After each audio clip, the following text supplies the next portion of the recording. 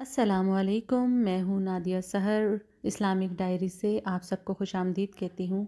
میں امید کرتی ہوں آپ سب خیریت سے ہوں گے اور میرا کل کا ایپیسوڈ آپ نے بہت لائک کیا ہوگا۔ آج ہم وہیں سے اپنا سلسلہ شروع کرتے ہیں، مدینہ کی واپسی۔ بسم اللہ الرحمن الرحیم۔ فتح کے بعد 3 دن تک حضور صلی اللہ علیہ وآلہ وسلم نے بدر میں قیام فرمایا، پھر تمام اموال غنیمت اور کفار قیدیوں کو ساتھ لے کر روانہ ہوئے۔ جب وادی صفرا میں پہنچے تو اموال غنیمت کو مجاہدین کے درمیان تقسیم فرمایا۔ حضرت عثمان غنی رضی اللہ تعالیٰ عنہ کی زوجہ محترمہ حضرت بی بی رقیہ رضی اللہ تعالیٰ عنہ، جو حضور صلی اللہ علیہ وآلہ وسلم کی صاحبزادی ہیں، جنگ بدر کے موقع پر بیمار تھی، اس لیے حضور صلی اللہ علیہ وآلہ وسلم نے مال غنیمت میں سے ان کو مجاہدین بدر کے برابر ہی حصہ دیا اور ان کے برابر ہی اجر و ثواب کی بشارت بھی دی۔ اس لیے حضرت عثمان غنی رضی اللہ تعالیٰ عنہ کو بھی اصحاب بدر کی فہرست میں شمار کیا جاتا ہے۔ حضور اقدس صلی اللہ علیہ وآلہ وسلم نے فتح کے بعد حضرت زید بن حارثہ رضی اللہ تعالیٰ عنہ کو فتح مبین کی خوشخبری سنانے کے لیے مدینہ بھیج دیا تھا۔ چنانچہ حضرت زید بن حارثہ رضی اللہ تعالیٰ عنہ یہ خوشخبری لے کر جب مدینہ پہنچے تو تمام اہل مدینہ جوش مسرت کے ساتھ حضور صلی اللہ علیہ وآلہ وسلم کی آمد کے انتظار میں بے قرار رہنے لگے، اور جب تشریف آوری کی خبر پہنچی تو اہل مدینہ نے آگے بڑھ کر مقام روحہ میں آپ کا پرجوش استقبال کیا۔ کفار مکہ جب اسیران جنگ بن کر مدینہ میں آئے تو ان کو دیکھنے کے لیے بہت بڑا مجمع اکٹھا ہو گیا اور لوگ ان کو دیکھ کر کچھ نہ کچھ بولتے رہے۔ حضور صلی اللہ علیہ وآلہ وسلم کی زوجہ محترمہ حضرت بی بی سودا رضی اللہ تعالیٰ عنہ ان قیدیوں کو دیکھنے کے لیے تشریف لائیں اور یہ دیکھا ان قیدیوں میں ان کے ایک قریبی رشتہ دار سہیل بھی ہیں، تو وہ بے ساختہ بول اٹھی کہ اے سہیل، تم نے بھی عورتوں کی طرح بیڑیاں پہن لی، تم سے یہ نہ ہو سکا کہ بہادر مردوں کی طرح لڑتے ہوئے قتل ہو جاتے۔ ان قیدیوں کو حضور صلی اللہ علیہ وآلہ وسلم نے صحابہ میں تقسیم فرما دیا اور یہ حکم دیا کہ ان قیدیوں کو آرام کے ساتھ رکھا جائے۔ چنانچہ 2-2، 4-4 قیدی صحابہ کے گھروں میں رہنے لگے اور صحابہ نے ان لوگوں کے ساتھ یہ حسن سلوک کیا کہ ان لوگوں کو گوشت، روٹی وغیرہ حسب مقدور بہترین کھانا کھلاتے تھے اور خود کھجوریں کھا کر رہ جاتے تھے۔ قیدیوں میں حضور صلی اللہ علیہ وآلہ وسلم کے چچا حضرت عباس کے بدن پر کرتا نہیں تھا، لیکن وہ اتنے لمبے قد کے تھے کہ کسی کا کرتا ان کے بدن پر ٹھیک نہیں اترتا تھا۔ عبداللہ بن ابی منافقین کا سردار چونکہ قد میں ان کے برابر تھا، اس لیے اس نے اپنا کرتا ان کو پہنا دیا۔ بخاری میں یہ روایت ہے کہ حضور صلی اللہ علیہ وآلہ وسلم نے عبداللہ بن ابی کے کفن کے لیے جو اپنا پیراہن شریف عطا فرمایا تھا وہ اسی احسان کا بدلہ تھا۔ اب میں آپ کو بتاؤں گی اسیران جنگ کا انجام۔ ان قیدیوں کے بارے میں حضور صلی اللہ علیہ وآلہ وسلم نے حضرات صحابہ رضی اللہ تعالیٰ عنہم سے مشورہ فرمایا کہ ان کے ساتھ کیا معاملہ کیا جائے۔ حضرت عمر رضی اللہ تعالیٰ عنہ نے یہ رائے دی کہ ان سب دشمنان اسلام کو قتل کر دینا چاہیے اور ہم میں سے ہر شخص اپنے اپنے قریبی رشتہ دار کو اپنی تلوار سے قتل کرے، مگر حضرت ابوبکر صدیق رضی اللہ تعالیٰ عنہ نے یہ مشورہ دیا کہ آخر یہ سب لوگ اپنے عزیز و اقارب میں ہی ہیں، لہٰذا انہیں قتل نہ کیا جائے، بلکہ ان لوگوں سے بطور فدیہ کچھ رقم لے کر ان سب کو رہا کر دیا جائے۔ اس وقت مسلمانوں کی مالی حالت بہت کمزور ہے، فدیہ کی رقم سے مسلمانوں کی مالی امداد کا سامان بھی ہو جائے گا اور شاید آئندہ اللہ تعالیٰ ان لوگوں کو اسلام کی توفیق نصیب فرمائے۔ حضور رحمت صلی اللہ علیہ وآلہ وسلم نے حضرت ابوبکر صدیق رضی اللہ تعالیٰ عنہ کی سنجیدہ رائے کو پسند فرمایا اور ان قیدیوں سے 4-4 ہزار درہم فدیہ لے کر ان لوگوں کو چھوڑ دیا۔ جو لوگ مفلسی کی وجہ سے فدیہ نہیں دے سکتے تھے وہ یوں ہی بلا فدیہ چھوڑ دیے گئے۔ ان قیدیوں میں جو لوگ لکھنا جانتے تھے ان میں سے ہر ایک کا فدیہ یہ تھا کہ وہ انصار کے 10 لڑکوں کو لکھنا سکھا دیں۔ حضرت عباس کا فدیہ۔ انصار نے حضور صلی اللہ علیہ وآلہ وسلم سے یہ درخواست عرض کی کہ یا رسول اللہ صلی اللہ علیہ وآلہ وسلم، حضرت عباس ہمارے بھانجے ہیں، لہٰذا ہم ان کا فدیہ معاف کرتے ہیں، لیکن آپ نے یہ درخواست منظور نہیں فرمائی۔ حضرت عباس قریش کے ان 10 دولت مند رئیسوں میں سے تھے جنہوں نے لشکر کفار کے راشن کی ذمہ داری اپنے سر لی تھی۔ اس غرض کے لیے حضرت عباس کے پاس 20 اوقیہ سونا تھا۔ چونکہ فوج کو کھانا کھلانے میں بھی حضرت عباس کی باری نہیں آئی تھی، اس لیے وہ سونا تھا ابھی تک ان کے پاس محفوظ تھا۔ اس سونے کے حضور صلی اللہ علیہ وآلہ وسلم نے مال غنیمت میں شامل فرما لیا اور حضرت عباس سے مطالبہ فرمایا کہ وہ اپنا اور اپنے دونوں بھتیجوں عقیل بن ابی طالب اور نوفل بن حارث اور اپنے حلیف عمرو بن حجدم 4 شخصوں کا فدیہ ادا کریں۔ حضرت عباس نے کہا کہ میرے پاس کوئی مال ہی نہیں ہے، میں کہاں سے فدیہ ادا کروں؟ یہ سن کر حضور صلی اللہ علیہ وآلہ وسلم نے فرمایا کہ چچا جان، آپ کا وہ مال کہاں ہے جو آپ نے جنگ بدر کے لیے روانہ ہوتے وقت اپنی بیوی الفضل کو دیا تھا اور یہ کہا تھا کہ میں اس لڑائی میں مارا جاؤں تو اس میں سے اتنا اتنا مال میرے لڑکوں کو دے دینا۔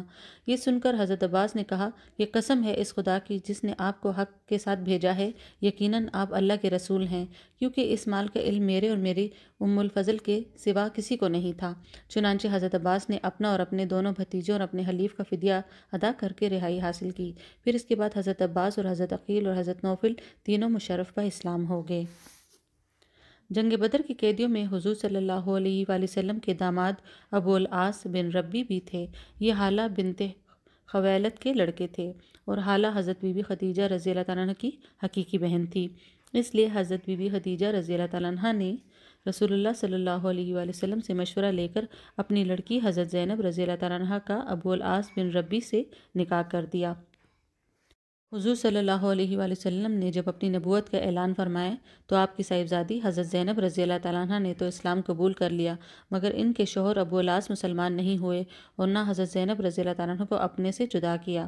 ابو العاص بن ربی نے حضرت زینب رضی اللہ تعالیٰ عنہ کے پاس قاصد بھیجا کہ فدیہ کی رقم بھیج دیں۔ حضرت زینب رضی اللہ تعالیٰ عنہ کو ان کی والدہ حضرت بی بی خدیجہ رضی اللہ تعالیٰ عنہ نے جہیز میں ایک قیمتی ہار بھی دیا تھا۔ حضرت زینب رضی اللہ تعالیٰ عنہ نے فدیہ کی رقم کے ساتھ وہ ہار بھی اپنے گلے سے اتار کر مدینہ بھیج دیا۔ جب حضور صلی اللہ علیہ وآلہ وسلم کی نظر اس ہار پر پڑی تو حضرت بی بی خدیجہ رضی اللہ تعالیٰ عنہ اور ان کی محبت کی یاد نے قلب مبارک پر ایسا رقت انگیز اثر ڈالا کہ آپ رو پڑے اور صحابہ سے فرمائیں کہ اگر تم لوگوں کی مرضی ہو تو بیٹی کو اس کی ماں کی یادگار واپس کر دو۔ یہ سن کر تمام صحابہ کرام نے سر تسلیم خم کر دیا اور یہ ہار حضرت بی بی زینب رضی اللہ تعالیٰ عنہ کے پاس مکہ بھیج دیا گیا۔ ابو العاص رہا ہو کر مدینہ سے مکہ آئے اور حضرت بی بی زینب رضی اللہ تعالیٰ عنہ کو مدینہ بھیج دیا۔ ابو العاص بہت بڑے تاجر تھے، یہ مکہ سے اپنا سامان تجارت لے کر شام گئے اور وہاں سے خوب نفع کما کر مکہ آ رہے تھے کہ مجاہدین نے ان کے قافلے پر حملہ کر کے ان کا سارا مال و اسباب لوٹ لیا اور یہ مال غنیمت تمام سپاہیوں پر تقسیم بھی ہو گیا۔ ابو العاص چھپ کر مدینہ پہنچے اور حضرت زینب رضی اللہ تعالیٰ عنہ نے ان کو پناہ دے کر اپنے گھر میں اتارا۔ حضور صلی اللہ علیہ وآلہ وسلم نے صحابہ کرام سے فرمایا کہ اگر تم لوگوں کی خوشی ہو تو ابو العاص کا مال و سامان واپس کر دو۔ فرمان رسالت صلی اللہ علیہ وسلم کا اشارہ پاتے ہی تمام مجاہدین نے سارا مال و سامان ابو العاص کے سامنے رکھ دیا۔ ابو العاص اپنا سارا مال و اسباب لے کر مکہ آئے اور اپنے تمام تجارت کے شریکوں کو پائی پائی کا حساب بجھا کر سب کو اس کے حصے کی رقم ادا کر کے اپنے مسلمان ہونے کا اعلان کر دیا اور اہل مکہ سے کہہ دیا کہ میں یہاں آ کر اور سب کا پورا حساب ادا کر کے مدینہ جاتا ہوں، تاکہ کوئی یہ نہ کہے کہ ابو العاص ہمارا روپیہ لے کر تقاضے کے ڈر سے مسلمان ہو کر مدینہ بھاگ گیا۔ اس کے بعد حضرت ابو العاص رضی اللہ تعالیٰ عنہ مدینہ آ کر حضرت بی بی زینب رضی اللہ تعالیٰ عنہ کے ساتھ رہنے لگے۔ بدر میں کفار قریش کی شکست فاش کی خبر جب مکہ میں پہنچی تو ایسا کوہرام مچ گیا کہ گھر گھر ماتم کدہ بن گیا، مگر اس خیال سے کہ مسلمان ہم پر ہنسیں گے ابو سفیان نے تمام شہر میں اعلان کرا دیا کہ خبردار کوئی شخص رونے نہ پائے۔ اس لڑائی میں اسود بن عبد یغوث کے 2 لڑکے عقیل اور زمہ اور ایک پوتا حارث بن زمہ قتل ہوئے تھے۔ اس صدمہ جان سے اسود کا دل پھٹ گیا تھا، وہ چاہتا تھا کہ اپنے ان مقتولوں پر خوب پھوٹ پھوٹ کر روئے تاکہ اس کی دل کی بھڑاس نکل جائے، لیکن قومی غیرت کے خیال سے رو نہیں سکتا تھا، مگر دل ہی دل میں گھٹتا اور کڑتا رہتا اور آنسو بہاتے بہاتے اندھا ہو گیا تھا۔ ایک دن شہر میں کسی عورت کے رونے کی آواز آئی تو اس نے اپنے غلام کو بھیجا کہ دیکھو کون رو رہا ہے، کیا بدر کے مقتولوں پر رونے کی اجازت ہو گئی ہے؟ میرے سینے میں رنج و غم کی آگ سلگ رہی تھی، میں بھی رونے کے لیے بے قرار ہوں۔ غلام نے بتایا کہ ایک عورت کا اونٹ گم ہو گیا ہے، وہ اسی غم میں رو رہی ہے۔ اسود شاعر تھا، یہ سن کر بے اختیار اس کی زبان سے یہ دردناک اشعار نکل پڑے جس کے لفظ لفظ سے خون ٹپک رہا تھا۔ کیا وہ عورت ایک اونٹ سے گم ہو جانے پر رو رہی ہے اور بے خوابی نے اس کی نیند کو روک دیا ہے؟ تو وہ ایک اونٹ پر نہ روئے لیکن بدر پر روئے جہاں قسمتوں نے کوتاہی کی ہے۔ اگر تجھ کو رونا ہے تو عقیل پر رویا کر اور حارث پر رویا کر جو شیروں کا شیر تھا، اور ان سب پر رویا کر مگر ان سبوں کا نام مت لے، اور ابو حکیمہ زماں کا تو کوئی ہمسر ہی نہیں ہے۔ وہ اس غم میں روتا جاتا اور شیر کہتا جاتا۔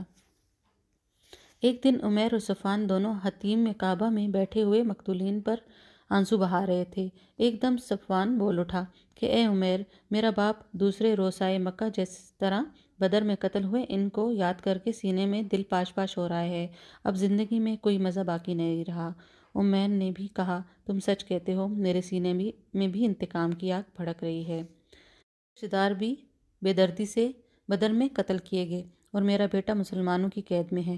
خدا کی قسم اگر میں قرض دار نہ ہوتا اور بال بچوں کی فکر سے دوچار نہ ہوتا تو ابھی ابھی میں تیز رفتار گھوڑوں پر سوار ہو کر مدینہ جاتا اور دم زدن میں دھوکے سے محمد صلی اللہ علیہ وسلم کو نعوذ باللہ قتل کر کے فرار ہو جاتا۔ یہ سن کر صفوان نے کہا کہ اے عمیر، تم اپنے قرض اور بچوں کی ذرا بھی فکر نہ کرو۔ میں خدا کے گھر میں عہد کرتا ہوں کہ تمہارا سارا قرض ادا کروں گا اور تمہارے بچوں کی پرورش کا بھی ذمہ دار ہوں۔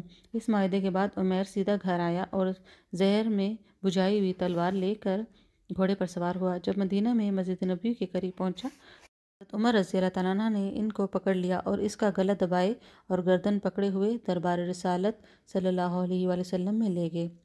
حضور صلی اللہ علیہ وآلہ وسلم نے پوچھا کہ کیوں عمیر اس ارادے سے آئے ہو؟ جواب دیا کہ اپنے بیٹے کو چھڑانے کے لیے۔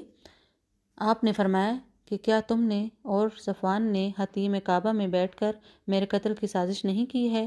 عمیر یہ راز کی بات سن کر سناٹے میں آ گیا اور کہا میں گواہی دیتا ہوں کہ بے شک آپ اللہ کے رسول ہیں، کیونکہ خدا کی قسم صفوان کے علاوہ اس راز کی کسی کو بھی خبر نہیں ہے۔ ادھر مکہ میں صفوان حضور صلی اللہ علیہ وآلہ وسلم کے قتل کی خبر سننے کے لیے انتہائی بے قرار تھا اور دن گن گن کر عمیر کے آنے کا انتظار کر رہا تھا، مگر جب اس نے ناگہاں یہ سنا کہ عمیر مسلمان ہو گیا تو فرط حیرت سے اس کے پاؤں کے نیچے سے زمین نکل گئی، بکھلا گیا۔ حضرت عمیر مسلمان ہو کر مکہ آئے اور جس طرح وہ پہلے مسلمانوں کے خون کے پیاسے تھے اب وہ کافروں کی جان کے دشمن بن گئے۔ وہ انتہائی بے خوفی اور بہادری کے ساتھ مکہ میں اسلام کی تبلیغ کرنے لگے، یہاں تک کہ ان کی دعوت اسلام سے بڑے بڑے کافروں کے اندھیرے دلوں میں نور کی روشنی سے اجالا ہو گیا، اور یہی عمیر اب صحابی رسول حضرت عمیر رضی اللہ تعالیٰ عنہ کہلانے لگے۔ ماشاءاللہ۔ میں امید کرتی ہوں میرا آج کا ایپیسوڈ آپ کو پسند آئے گا، تو میری ویڈیو کو لائک کریں، شیئر کریں، میرے چینل کو سبسکرائب کریں۔ آپ سب کا بہت شکریہ۔ انشاءاللہ کل ملتے ہیں نئے ایپیسوڈ کے ساتھ۔ اپنا بہت خیال رکھیے گا۔ اللہ حافظ۔